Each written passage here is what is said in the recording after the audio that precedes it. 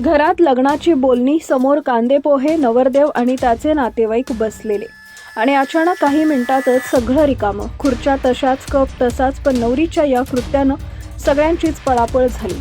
नेमकं काय घडलं? घाटंजी तालुक्यात, ज्यामुळे नाशिकच्या एका तरुण शेतकऱ्याच्या आयुष्यावर मोठा आघात झाला.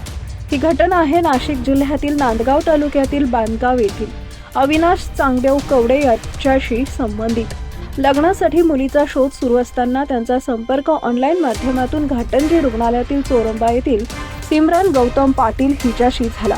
घरची परिस्थिती बेताची असल्याचं सांगत लग्नाचा सर्व खर्च मुलाकडच्यांनी करावा अशी अट सुरुवातीलाच ठेवण्यात आली.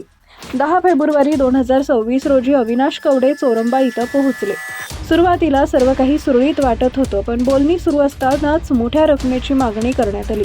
लग्न पक्क करायचं असेल तर आधी पैसे द्या असा दबाव वाढू लागला. विश्वास ठेवून अविनाश कवडे यांनी तब्बल 2,50,000 रुपये दिले. पैसे हातात पडताच सिमरन गौतम पाटील, तिची आई आशा पाटील आणि भाऊ करण पाटील यांनी पोहे आणायला जातो असा बहाणा केला आणि स्कूटीवरून निघून गेले. काही वेळातच त्यांचं मोबाईल बंद झाले.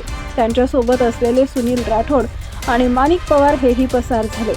आपली फसवणूक झाल्याचं लक्षात येताच अविनाश कवडे यांनी घाटंजी पोलीस ठाण्यात तक्रार दाखल केली. ठाणेदार केशव ठाकरे यांच्या मार्गदर्शनाखाली तपास सुरू झाला.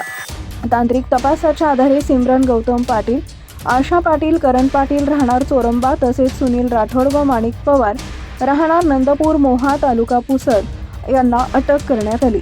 या प्रकरणी भारतीय न्याय संहिता कलम 318(4), 316(2) व 3(5) अंतर्गत गुन्हा दाखल करण्यात आला आहे. विशेष म्हणजे मुख्य आरोपी सिमरन पाटील हिच्यावर यापूर्वीही गंभीर गुन्ह्यांचे आरोप आहेत. या आंतरजिल्हा टोळीनं आणखी किती जणांना अशाच प्रकारे गंडा घातलाय याचा तपास सध्या घाटंजी पोलीस करत आहेत. लग्नाचं स्वप्न आणि काही मिनिटातच लाखोंचा फटका, ही घटना फक्त सध्या परिसरात चर्चेचा विषय ठरली आहे.